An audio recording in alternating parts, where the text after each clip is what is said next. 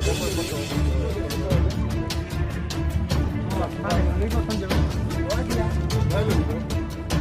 भी वही, ये काला वाला।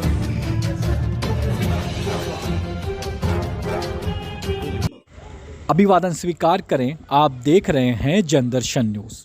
उत्तर प्रदेश के बस्ती जनपद में एक ऐसा सनसनीखेज मामला सामने आया जिसने रिश्तों को तार तार कर दिया। यहां पत्नी ने प्रेम के चक्कर में अपने ही पति की हत्या करवा दी। पूरा मामला उत्तर प्रदेश के बस्ती जनपद के वाल्टरगंज थाना क्षेत्र के गणेशपुर का है, जहां पत्नी अपने बहनोई के प्रेम में इस तरह पागल हो गई कि उसने सारे रिश्तों को दरकिनार कर दिया। उसने यहाँ तक नहीं सोचा कि उसके 3 बच्चे भी हैं। वो प्रेम में इस कदर पागल हो गई कि उसने अपने पति की हत्या करवा डाली। इस मामले का खुलासा करते हुए एएसपी ने बताया कि मृतक के चचेरे जीजा जगन्नाथ प्रसाद वर्मा ने अपने 2 साथियों के साथ मिलकर पहले तो मृतक को खूब शराब पिलाई, फिर उसे सरयू नदी में ले जाकर फेंक दिया, जिससे विनोद की डूबने से मौत हो गई। मृतक की पोस्टमार्टम रिपोर्ट में भी मौत का कारण डूबना ही बताया गया है। मामला तब जाकर खुला जब चारों की शराब पीते पचवस ढाबे की सीसीटीवी फुटेज पुलिस के हत्थे लगी, जिसके बाद पुलिस ने अभियुक्ता गुड़िया सहित उसके प्रेमी व हत्या में शामिल 2 अन्य को गिरफ्तार कर जेल भेज दिया। आरोपियों के पास से हत्या में प्रयोग की गई गाड़ी भी पुलिस ने बरामद की है। बस्ती से संवाददाता मोहम्मद आरिफ की रिपोर्ट।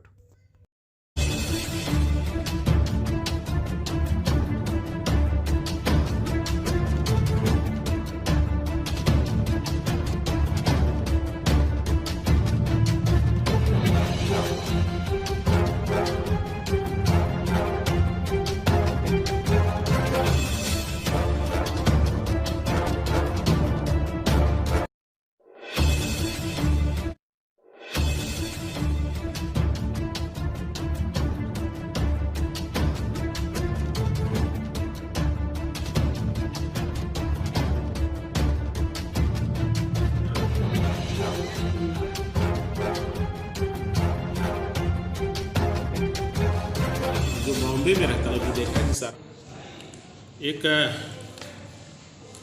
गणेशपुर चौकी क्षेत्र थाना वाल्टरगंज के रहने वाले विनोद सोनी, जो दिनांक 14/11 से अपने घर से कतिपय परिस्थितियों में लापता हो गए थे।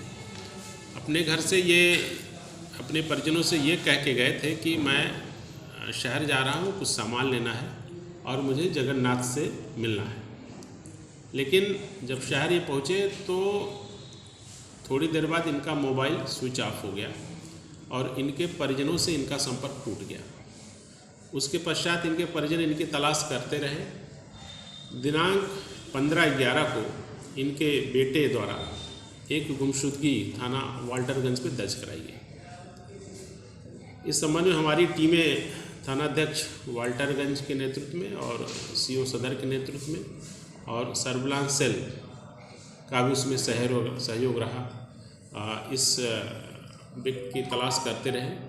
18 तारीख को थाना छावनी क्षेत्र में एक डेड बॉडी नदी में मिली थी और चूंकि मृतक के जेब में मोबाइल था और कुछ अन्य पेपर्स भी थे, उस मोबाइल के माध्यम से इनकी पहचान विनोद सोनी पुत्र जगदीश सोनी थाना वाल्टरगंज के रूप में हुई। जब इसमें विवेचना प्रारंभ हुई तो इनके परिजनों से भी बात हुई और जो भी अन्य साक्ष्य संकलित किए गए, उससे यह तथ्य प्रकाश में आया कि मृतक विनोद सोनी की पत्नी के अवैध संबंध उसके बहनोई से थे।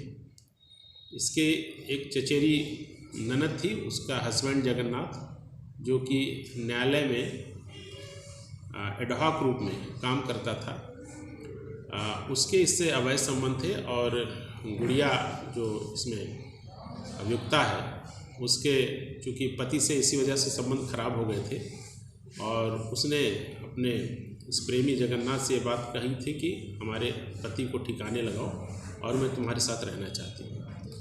इसके बाद उनके पति ने योजना बनाई और दिनांक 14 को उनको यहाँ बुलाया कचहरी में, उनकी गाड़ी यहीं खड़ी करवा दी और चूँकि इनका एक मकान भी बन रहा था, उसमें 2 व्यक्ति विमलेश और राजन वहाँ पर मजदूर के रूप में काम कर रहे थे।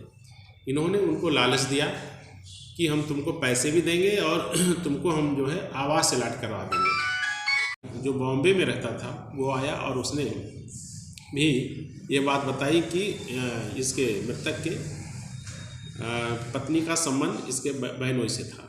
तो इस आधार पे एक नामजद FIR भी दर्ज हुई और इसमें जब चूँकि CCTV फुटेज से भी हमको लीड मिल चुकी थी, तो उसमें सारे जब अभियुक्तों से गहराई से पूछताछ की गई तो जगन्नाथ ने ये बात बताई कि चूँकि मेरा प्रेम संबंध इस महिला से था और ये बार बार मुझ पर दबाव बनाती थी कि रास्ते से अपने पति को हटाने के लिए, उस योजना के तहत मैंने अपने 2 साथियों के साथ इस घटना को अंजाम दिया।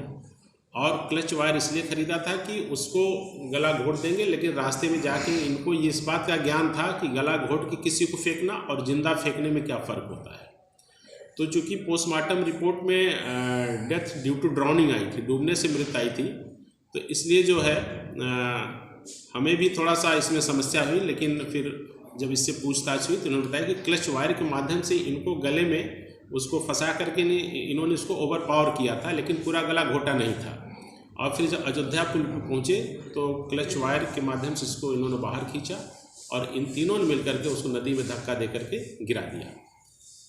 और उसके बाद 2-3 दिन बाद डेड बॉडी हमको जब प्राप्त हुई तो उसका पोस्टमार्टम कराया और उसमें जब गहराई से सारी चीज़ों की पूछताछ हुई तो इसमें इस सनसनीखेज घटना का खुलासा हुआ। चूँकि ये घटना बहुत चैलेंजिंग थी थाना वाल्टरगंज के लिए और सारा माल प्रस्तुत किया गया। इसमें मृतक का मोबाइल भी बरामद हुआ है और मृतक की जेब से 11,000 रुपये भी मिले थे। इसके अलावा मृतक ने जो कुछ पैसे अभियुक्तों को जो उस घटना में शामिल उनको दिए तो वो भी पैसे बरामद हुए और वो क्लच वायर भी इसमें बरामद है, जिसके माध्यम से इन्होंने इसका गला घोटने की योजना बनाई।